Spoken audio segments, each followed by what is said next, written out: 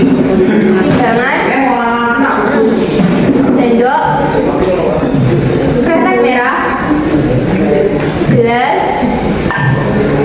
scoop es krim, gelas ukur, tong es krim, dan cup es krim. Untuk bahannya yang pertama adalah susu kaleng, air larutan gula, tepung tapioka yang sudah dilarutkan, santan, dan topping garam biasa dan juga es batu. Untuk langkah-langkah yang pertama adalah lapisi wadah kotak dengan kantong plastik merah besar. Kemudian masukkan potongan es batu dan juga garam gerasak ke dalam bagian bawah plastik. Langkah yang ketiga adalah dengan memasukkan tong es krim ke dalam wadah dan diberi es batu serta garam gerasak di bagian pinggirnya. Penuhi pinggir tong es krim dengan es batu dan garam gerasak. Selanjutnya adalah dengan memasukkan 4 liter santan ke dalam tong es krim yang telah disiapkan. Kemudian masukkan 1,5 liter air larutan gula.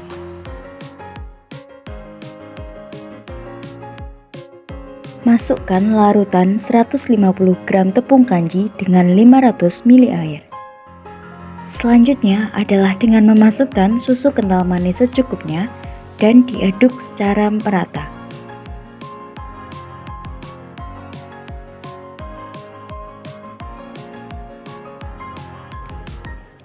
Langkah yang selanjutnya adalah dengan memutar tong es krim secara perlahan-lahan.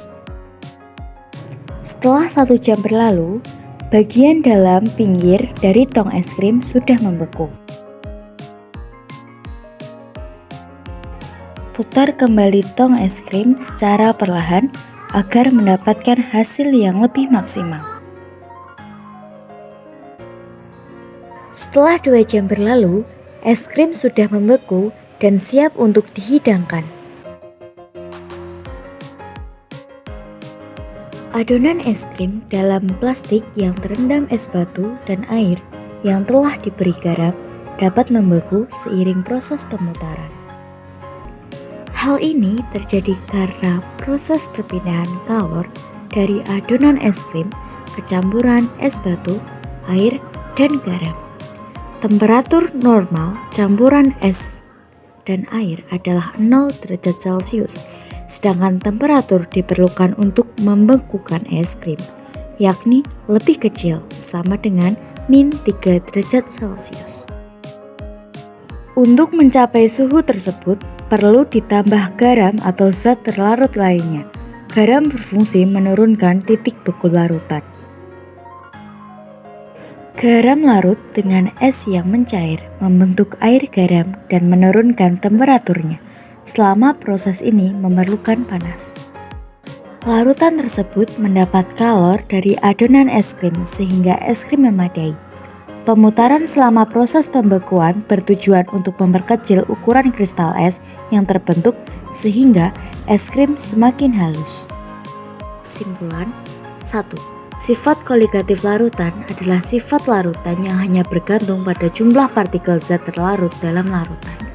2. Sifat koligatif larutan meliputi penurunan tekanan uap jenuh, kenaikan titik didih, penurunan titik beku, dan tekanan osmosis.